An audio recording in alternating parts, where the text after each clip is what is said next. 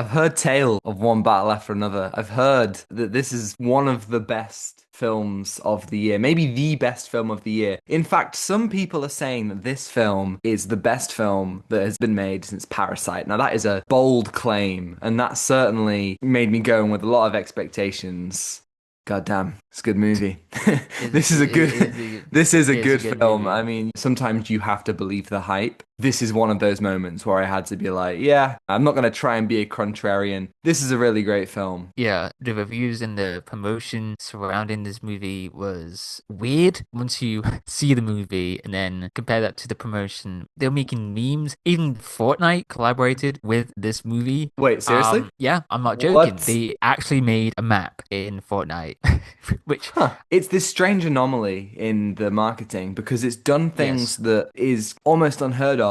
You've got Leonardo DiCaprio doing the interview circuit in a way that he hasn't for a long time. And this film has got much more press than you would have thought. Like, much more people are talking about this. I mean, this has had a global opening weekend of $48 million. That's fantastic for the director, Paul Thomas Anderson. That is far and away his biggest opening. And yes, it depends on whether it has legs. And I'm not quite sure I might as well just look at what the budget is. maybe 200 something. 200? I, the That's way so that you much said, money. I think it is 200. Okay, the best I have here is Wikipedia, so we're using proper sources here. It says between 130 and 175. Okay, So at the okay. extreme end of that, that is getting close to 200 million, and Mm. 48 million in the opening weekend doesn't make the money back. However, that is incredible for a Paul Thomas Anderson film, and to have this almost feel like a blockbuster release, like a big talking point, that's really cool. Yeah, we've only seen Licorice Pizza, great film, but we don't have the full knowledge of PTA's films. My dad was like, you need to admit that you've never seen another one apart from Licorice Pizza. So, everyone, this is our admission that we have only Yeah. seen two Paul Thomas Anderson films. I would like to know people in the comments their favorite PTA film. Yes, some people are counting this amongst their best, maybe even the best of his. This is the Out of Time Film Podcast, where your hosts Tom and John discuss everything from blockbuster films to TV and games like there's no tomorrow.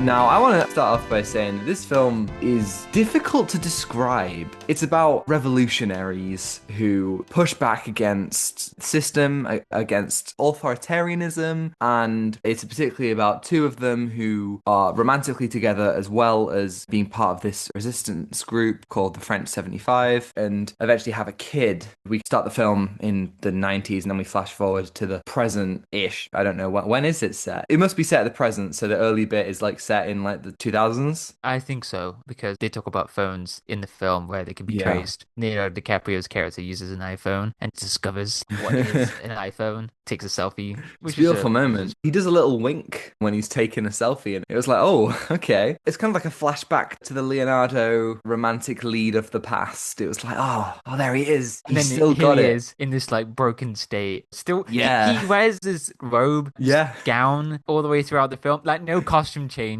which I just think is great. This character that is so committed to save his daughter. What was the daughter's name? Willa. Yeah, to save Willa. Yeah. That's a great arc to him. So broken from the revolution, broken hearted as well with what was I need to know the name. Perfidia Beverly Hills. Yes, Beverly Hills, What a and name. they all have crazy nicknames as well. They do. Yeah, so great arc. Yeah, I think him in this film is so great. I love that he's just totally useless when things start to get moving and he needs to get up off the couch and find Willa. He's high and he's spent 16 years drunk, essentially, and Yeah. he's running around aimlessly. He's really paranoid. It's such a comedic performance. And he plays it so well. His kind of franticness and his frustration with everything. There's numerous scenes where he just can't remember the passwords to the secret underground phone service, which is so funny. My favorite scene is when he's just crashing out with with this guy on the phone saying, I don't remember the password for what time it is. And Yeah. it's like, if you don't have the time, we're not going to let you to the French 75, whatever. It's like one of the longest scenes. Yeah. And I was worried that it was going to go over time, trying to be funny, but it was Yeah. hilarious. And then you got him being useless. He falls down from the building because Oh he was my trying to God. jump. He lands on his tree. It feels like, you know how we talked about Eddington? Yeah. That was a comedy western. This feels like a comedy western. This feels like Yes. what it's supposed to be, because you got that jaunty comedic music, the piano that feels goofy, it feels silly, but then you got the serious nature of the movie that tackles the revolution, immigration, and saving the ones you love, one battle after another. You see many battles in life. It's a great metaphor for that. There's multiple battles that you're going through. Yeah, and even though we're following Leonardo DiCaprio's character is called Bob, so even though we're following Bob and Willa, there's so many different like battles happening all around them, people being smuggled through borders and protests that are happening. It's really great to unpack all that, but very much on your point about Eddington, this film is really good at balancing the goof and the comedic vibes with the crushing politics, and some of the politics is really awful. There are scenes that made me feel just as awful as I did throughout Eddington, and then other ones that are really funny. They're these guys who work for the resistance and just skate around the city on skateboards. And they've got long, beautiful, flowing hair. And every time Benicio del Toro's character's like, hey, can you do this for me? And then they just skate forward and they're like, yeah, okay. And then they skate straight back, skating across the roofs. I really liked all of that. But at the same time, this film has like this really heavy subject matter. There's a lot to say here about liberation and revolution and the steps that you must take towards freedom and the toll that it takes and the paranoia, the trust, but also how you can lose yourself. It reminded me of Andor a lot. Of course, I'm going to bring up Andor. Yeah. The idea that the revolution comes from simply being properly devoted to the cause, and resistance works because freedom fighters have friends everywhere. There are so many moments in this film where simply having friends everywhere is how people get out of scrapes, you know, and the willingness to help each other because they're all fighting the same cause. Paul Thomas Anderson has been writing this for 20 years. Which is crazy, and just like Andor, it's incredibly cutting and politically relevant for today, for the simple reason that history repeats itself. Fascist regimes take too much power, people push back, one single thing will break the siege. These stories are rooted in history, but you find them holding power in the modern day because of how history is a cycle. Which is what a great time to have this film. Indeed, I do agree with how relevant it is, especially there is this presence that we have, this uncomfortable nature that we have from Lockjaw, Sean Penn. Lockjaw! Lockjaw! Every time they said his name, I was just thinking of that song. Lockjaw! Yeah, what a performance, I gotta say. That was this terrifying and awful monster who just symbolizes a lot of things that happen with toxic masculinity, fascism, and having so much power over people for no reason, but just full of hatred. That performance of him, and this film really defines the rise and fall of toxic masculinity from Sean Penn's character. He's obsessed with trying to recover his image for greater power, and then it just ends with such, I wouldn't say disappointing, but just it has this unexpected ending for him because it's how toxic men think about glory. I really like that. And then Chase Infiniti, that's the name? That is her name, and what a name! What a name! Do you know the origin behind that name? No, please, Right, okay, do tell. right, Do okay. tell. So Chase, named after Nicole Kidman's character in Batman Forever, Chase Meridian, Okay, and then yeah. Infinity, as in Buzz Lightyear to Infinity and Beyond. If that's true, I've heard that from multiple sources. That's incredible. My God. What a name and what a What a performance. name. I think she needs to be the second anchor of the film. One side we're following Leonardo DiCaprio, another side we're following Chase Infinity. She needs to bring this different level of youth and of fear. There's a gravity to what she does. I listened to an interview with Paul Thomas Anderson with Mark Kermode and Simon Mayo, and he joked that he prayed to the cinema gods and they gave Chase Infinity to him. And that's just like, he's not even wrong. This is her first major role, and I think that she shines brighter than anyone in this film. The climax, which we'll get into in spoilers, but the climax of the film, the emotion that she brings to it when she's yelling, acting is so hard hitting. I'm Mm. just so excited to see what she does next. Like she was just a Yeah. powerhouse. Yeah, Leonardo, John, and then Chase, all three such a standout. You had to invest so much about their stories and their life and the impact of the revolution. We talked a bit about the score, but the score was also a ride. You Yeah. just stuck into this. Yeah, the guy did the score. It's Johnny Greenwood, who's from Radiohead. And, Oh, Johnny you know, Green. Yes, yeah, yes, so yeah. like whatever you think of Johnny Greenwood, he provides a good score here. And as you said earlier, the way that the piano keeps the scenes moving, even when it's just Mm. a lot of confusion and the actor's kind of yelling down the phone, it kind of has a really nice momentum to it. And I love that. The opening of the film in the early 2000s segment also feels very different and much darker. There's almost this idea of it being more serious because at that point, Leonardo DiCaprio's character was taking it more seriously. Each perspective that we get to see switches between tones. Things are scary when we're following Willa. She's on the run and she's in the threat of being kidnapped. But then Bob is more just bumbling around and very frantic, and that's where the comedy comes in. But then with Lockjaw, it comes so incredibly serious. And the characters that surround him, that's where I thought mainly the really difficult politics came in. We also have Mm. Teyana Taylor's character, which is Perfidia, Mm. Willa's mum. And when we see her at the beginning, she's such a diehard revolutionary, really. And that was also really difficult to watch her be so wrapped up in this cause, but almost doing it as an excuse to be violent and to not follow anyone else's rules was really difficult, but another fantastic performance. Yeah, like there was a real downfall for her. She was revealed that she snitched out on the people that worked for her. That's quite devastating. And then for Leonardo trying to actively help, it just wraps up really nicely for the ending as well. For the arc to realize that he has to do something or people will just come after him and for his daughter. Should we get into spoilers? One more note before we do Okay, that. okay. Sorry. Yeah, a lot of it is kind of about self-preservation and the dangers of that being all you really think about. The one thing that I loved about the acting was, I mean, it's such a great cast, and every single person, you understand exactly the kind of person they are from the way that they walk. Sean Penn, he walks like somebody who just doesn't even have control of his own body. It just reminded me of something out of Five Nights at Freddy's, just like the way, just the Yeah, animatronics. yeah, it was mechanical. It was really odd. And Tiana Taylor, But if that is the way Sean walks, I'm sorry, Sean, if you listen to this, I do not want to diss you. If you do walk like that, have fun, buddy. You're great just walk, walking sir. around. Yeah. Yeah, well, and then Tiana Taylor walks with confidence, with a swagger, with Yeah, a confidence, but all of it just kind of anchored by these guys. Before we get into spoilers, I want to ask, do you think this is the best film of the year for you? no, you? No, no, not either. It doesn't even hit my top 10. So I'm glad we're talking about it here because Yeah. it won't be appearing on our top films of the year Yeah, video. because it is a great film. We're not downplaying, like, oh, is it amazing film of all time? Incredible, it's going to get 16 Oscars. No, It's I gonna think, win Best Animated Feature. It's gonna yo, win it's Best gonna, Song.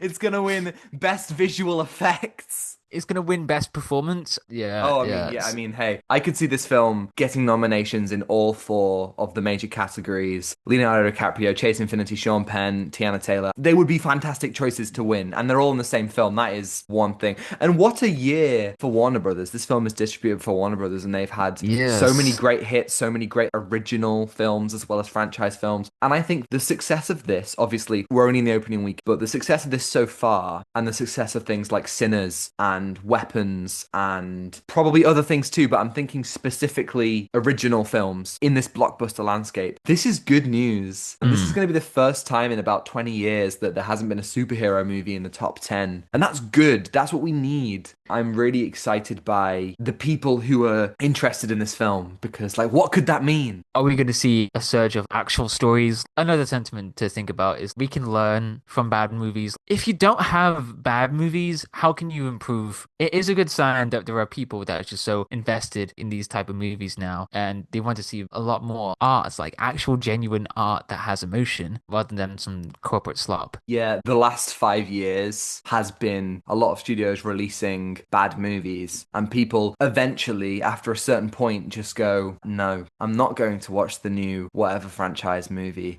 I'm not going to watch this or that because why would I spend my money on that? Yeah, should we go into it? One Should more we- thing. No, okay. Spoilers. It's gonna be a Daft Punk song. Then it's gonna be like one more time. That's actually Hamilton. I was just yeah. There was a lot to unpack. One specific moment that was quite emotional was when Bob wished that he could have been better as a father figure towards Willa. He was talking about like, I wish I could just teach her things, brush her hair, be a proper father. Where Pythia wasn't really there. That's what the movie is about, focusing on changing the person rather than trying to change the world. You're raising someone, and that's powerful. You're raising someone to become a kind person or someone that goes into this dark path. And this film really parallels similar themes as we talked about with Andor, and it parallels A New Hope, which I saw online. The other thing as well was that crazy reveal, which I liked how it shifted from trying to save the daughter, but then Willow discovers that Lockjaw is her father. Empire Strikes Back! Exactly, baby! It's like that. It's all Star Wars. That scene, her criticizing Lockjaw, the way he dresses, and he got offended by that. It's like, I'm not homosexual!